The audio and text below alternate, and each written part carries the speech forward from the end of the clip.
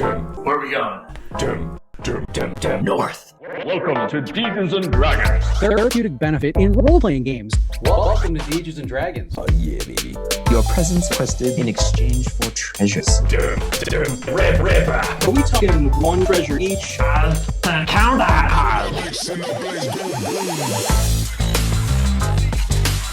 Welcome to Dungeons and Dragons. Today you'll get to watch the greatest action cartoon lineup you've never heard of, aka Ratterday Morning.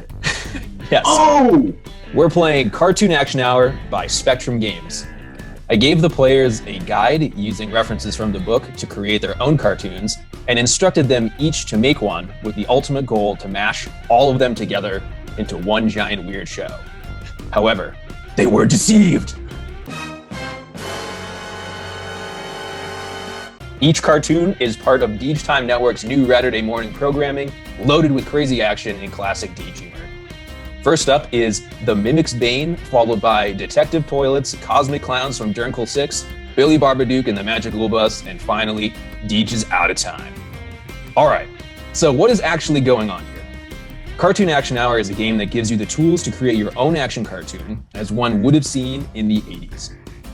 I'm going to follow along the schedule I just outlined by handing out character sheets called bios here, reviewing what the show is, and then we'll act out episodes through a number of scenes. This way we'll all get an authentic Saturday morning full of retro tunes. Let's go over the basics first.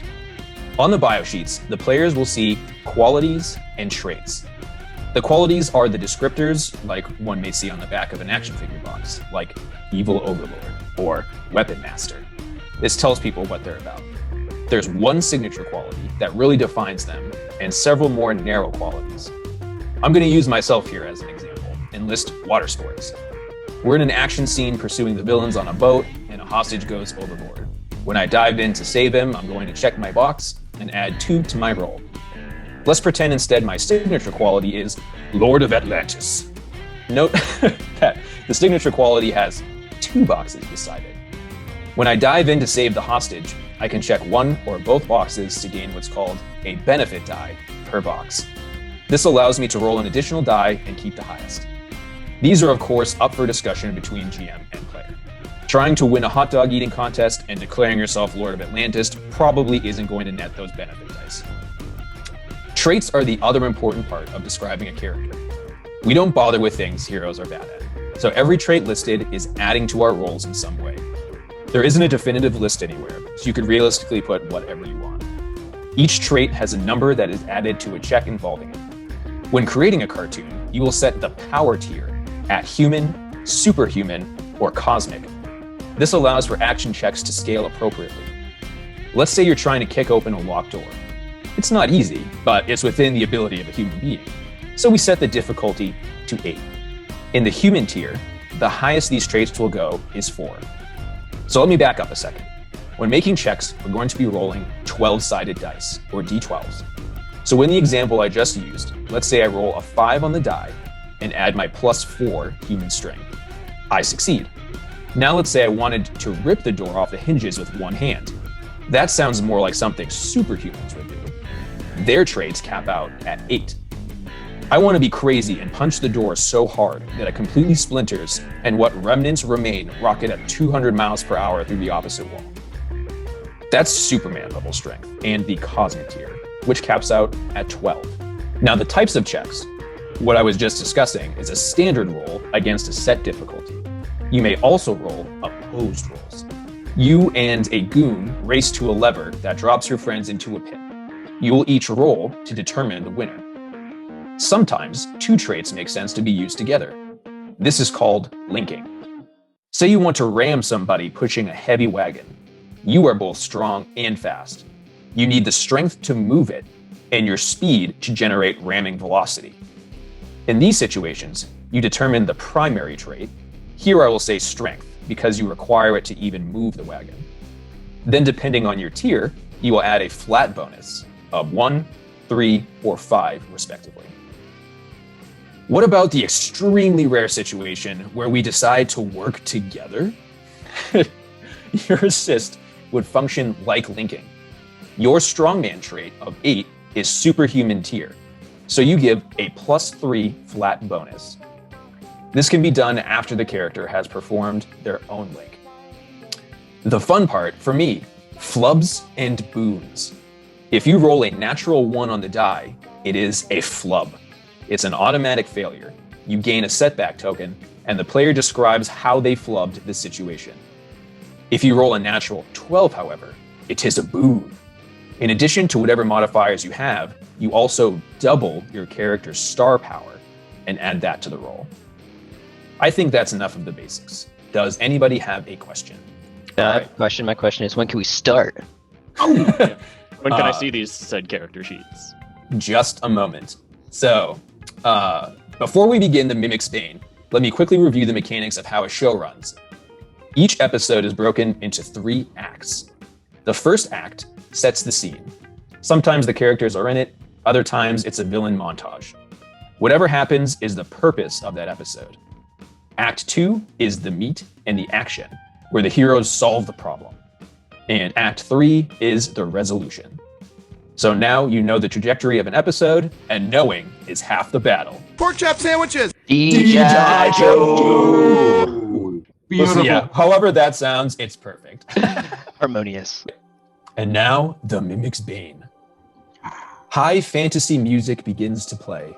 The camera pans upward over a beautiful grassy knoll to reveal a large wooden building we recognize to be a tavern. A gnome bard stands outside atop a box playing the intro song, with several floating instruments playing on their own. The panoramic shot shifts to reveal the front door, which is oddly like a mouth frozen in place. A hulking orc, shirtless, wearing a furred Speedo, has bright red hair atop his head, sticking out and wrapped around his chin to appear like a lion's mane. He's bald everywhere else. He smiles confidently just before an ogre comes flying out the front door, sending him flying forward. The music halts for a second as black tentacles follow up the ogre, and a beautiful human in a dress with black glowing eyes comes out with them. The music turns to fantasy metal, while the orc gets up, summoning an epic maul and baseball swings the ogre over the hill. Moments later, several giants come to assault the tavern, throwing boulders, while a golem storms out from within. The orc hurls the golem, crashing directly into the face of a giant, bringing it down, while the black magic from the woman wraps around the other. We see inside where an elf is washing the bar, who shakes his head, snaps his fingers, and we see a magic barrier disintegrate the boulders before they hit.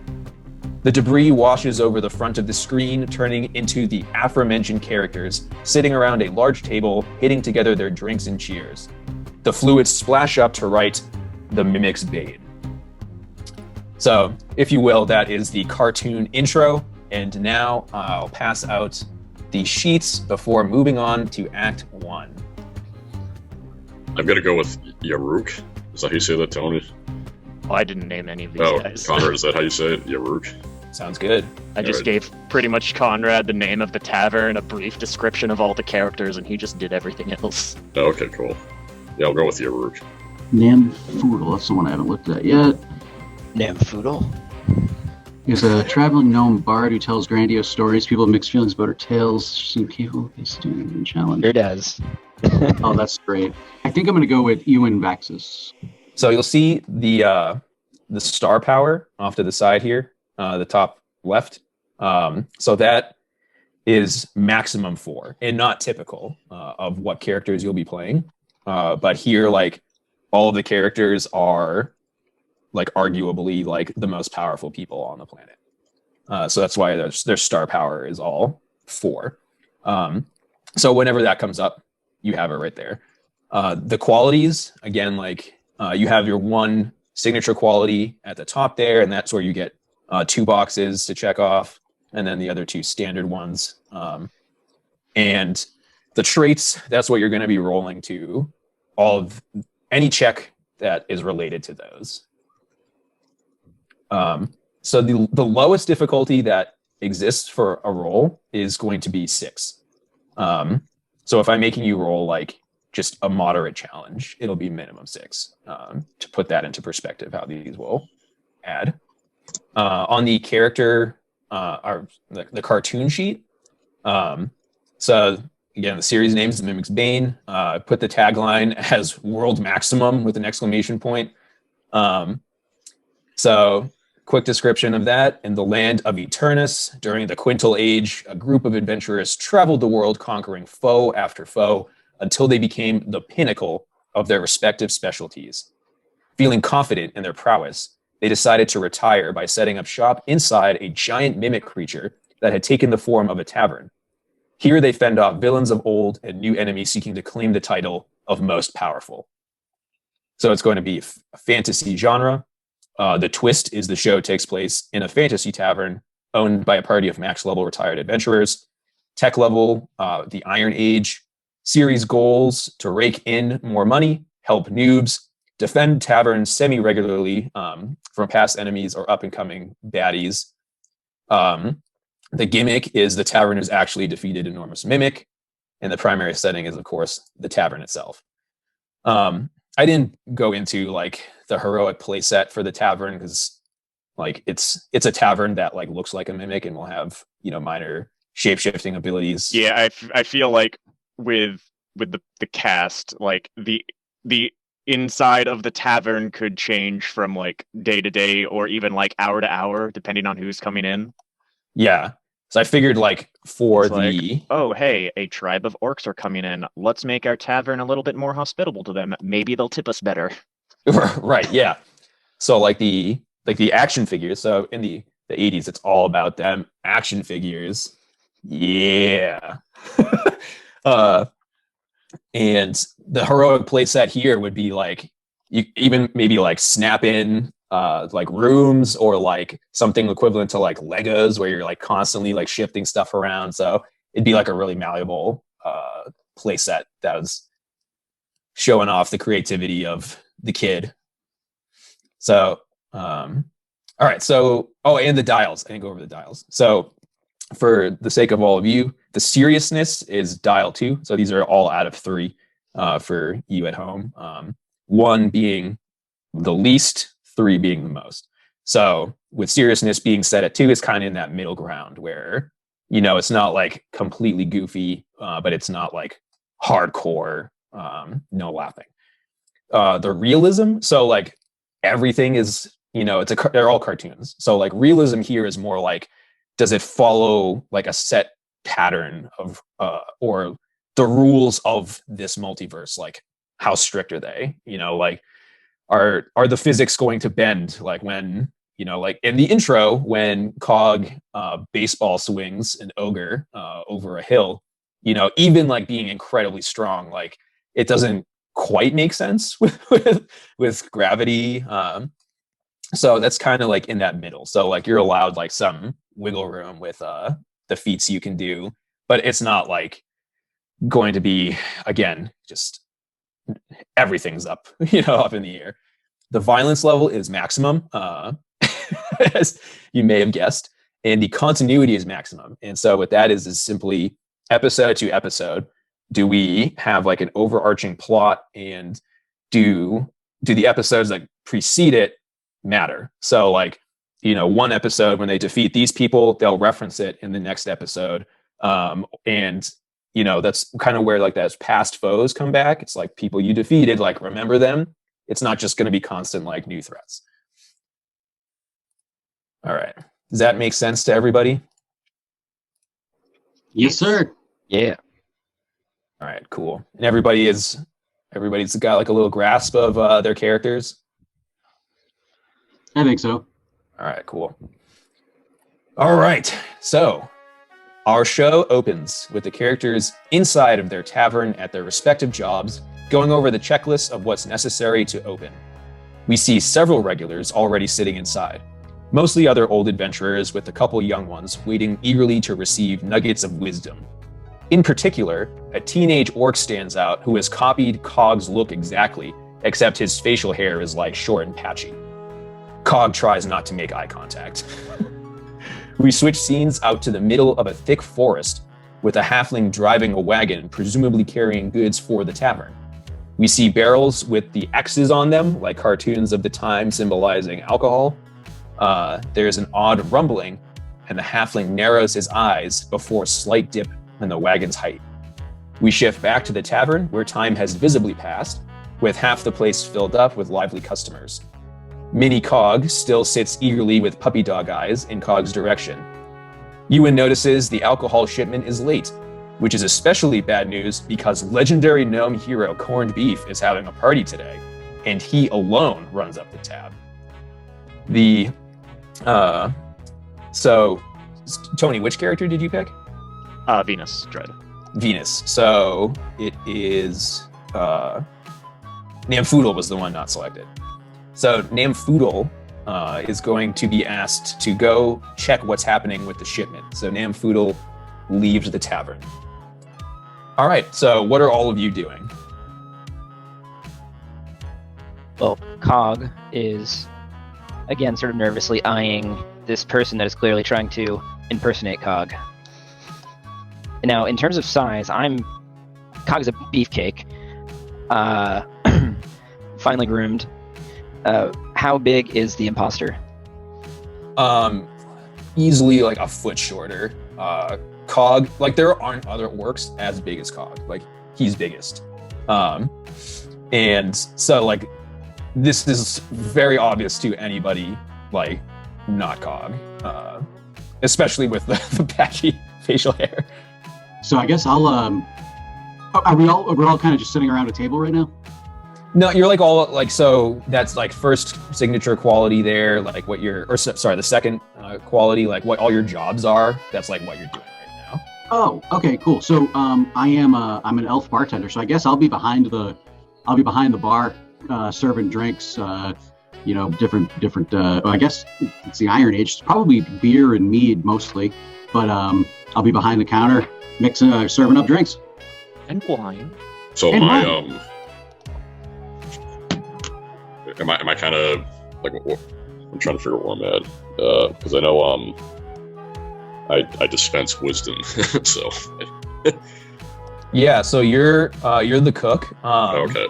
But I imagine that like Yaruk would like constantly like leave the kitchen to like share like his haikus and like perfect. test out his poetry. So like food orders are like always slow. I like He's that. he's always coming over to the bar to like maybe chat up a patron or something, like with a either a different poem or give worldly advice or something along with the bartender, because the bartender, you talk to them, they give advice. They're like a therapist with alcohol. Yeah, like Ewan is like a like super intelligent elf, whereas like Yaruk's not like dumb, but like doesn't have like any firsthand knowledge of like the senses, like the way like flesh being would, and like the cultures and all of that type of stuff. Like he's kind of just like a third party observer to all of it. Like he wasn't raised with culture, so that's why he's like interested in it and is like arranging words to like mean other things to people, and like that's why he's interested in cooking too. Is like the culture of cooking. It's like like why do people have food aside from nourishment? Like that doesn't make sense to me. And I'm guessing his like haiku would be really bad, right? Because he just doesn't fully understand language, maybe. He's trying to figure out art. Yeah. Yeah, it's just like a lifelong journey to discover like the meaning of art in whatever Perfect. form that takes. Excellent. Which cooking is 100% art. Awesome. I think I Yeah. got it. All right, so I'm gonna come out of the back room. I'm in the middle of cooking like a steak that I'm just gonna leave on the stove that's just starting to like. So I'm gonna come out to you and just go. Hold on. I'm pouring drinks. You and I was reading this fantastic book on haiku poetry. It is such a fascinating art form. Would you like to hear some? Yeah, sure, all right, why not? Tree steak, nice. Eat food, good. Do you like my poetry? Do you like my poetry? It was poetry. I think it might need a little bit of work, but you're getting there. And I pat him on the back. Thank you, Ewan. It is a real pleasure to share my poetry with you. Just like it is a real pleasure to cook in this fine establishment. Cooking is very interesting. I've learned a lot about cooking food and eating food, and it's so interesting how many people order different food. It is. It's almost like they come in here with a different taste for something every day. Yes. I kind of roll my eyes and I look at a patron who's like listening to this, kind of like a little, just kind of like they turn their head almost like a dog would, like what? And I look at them and roll my eyes, just kind of give a smile outside of Yaruk's gaze. So I'm going to wander over to the patron. Hello, I am Yaruk. I'm very happy to have you here in this establishment. I enjoy poetry, cooking, and walking outside.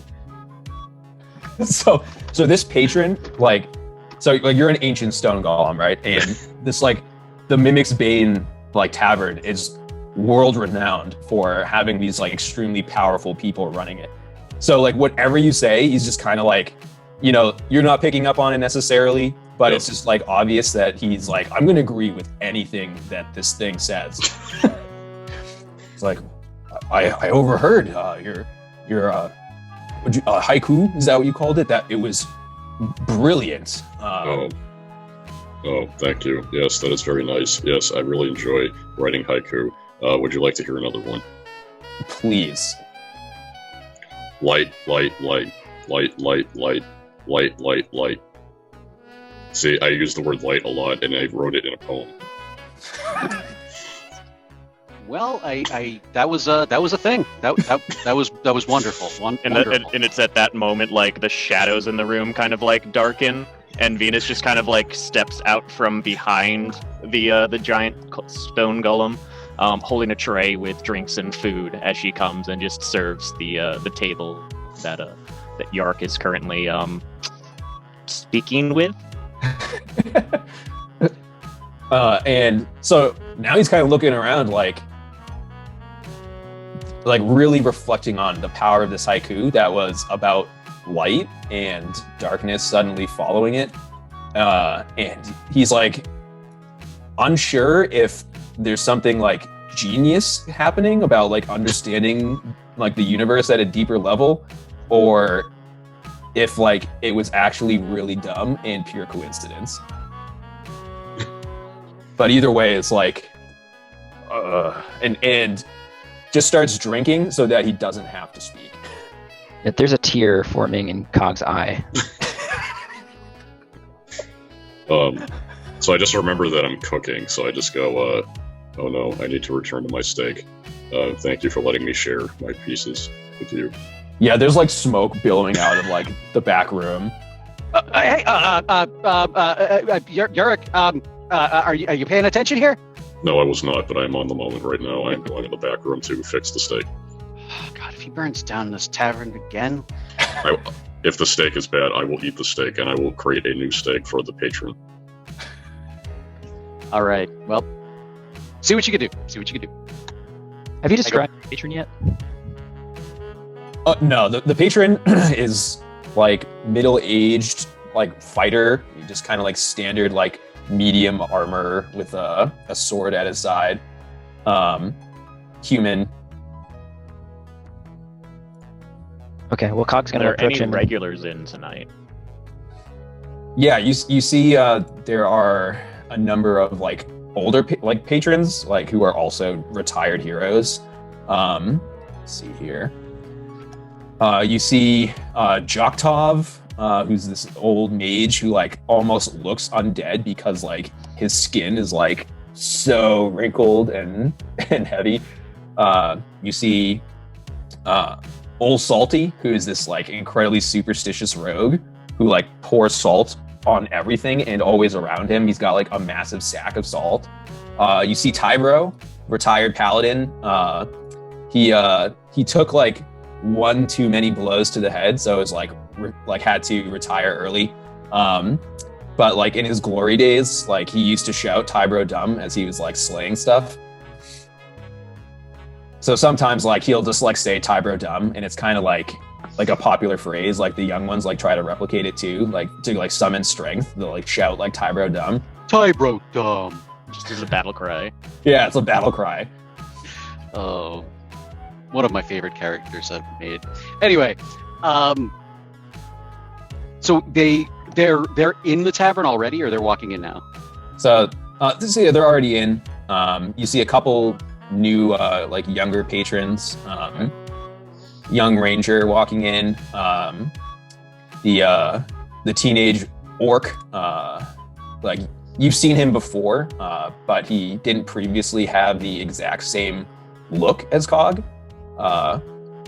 But has always kind of like showed up and like stared at Cog and like tried to like be near him, but has never actually approached Cog before. And this seems like something that this young orc is doing out of admiration.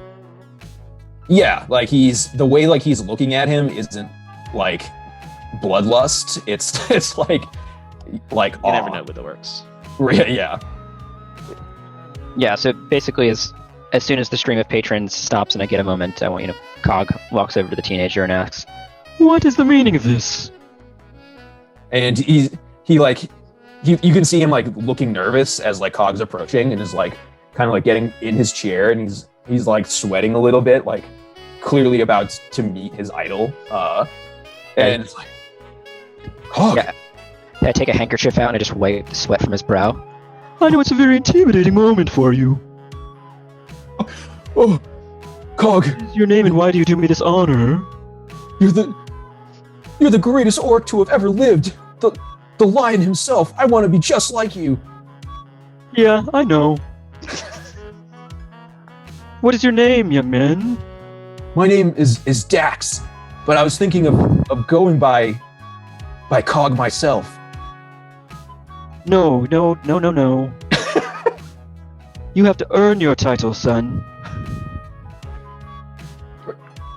Would it be too much to ask to become your apprentice? It's pushing the limit, but I think we can make an exception.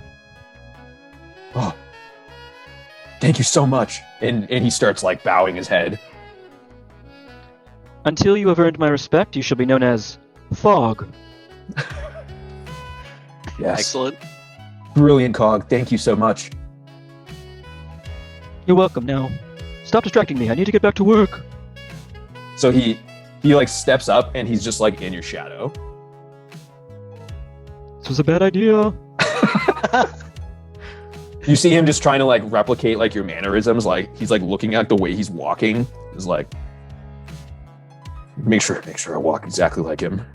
Even like his maul is just like a small version of your maul.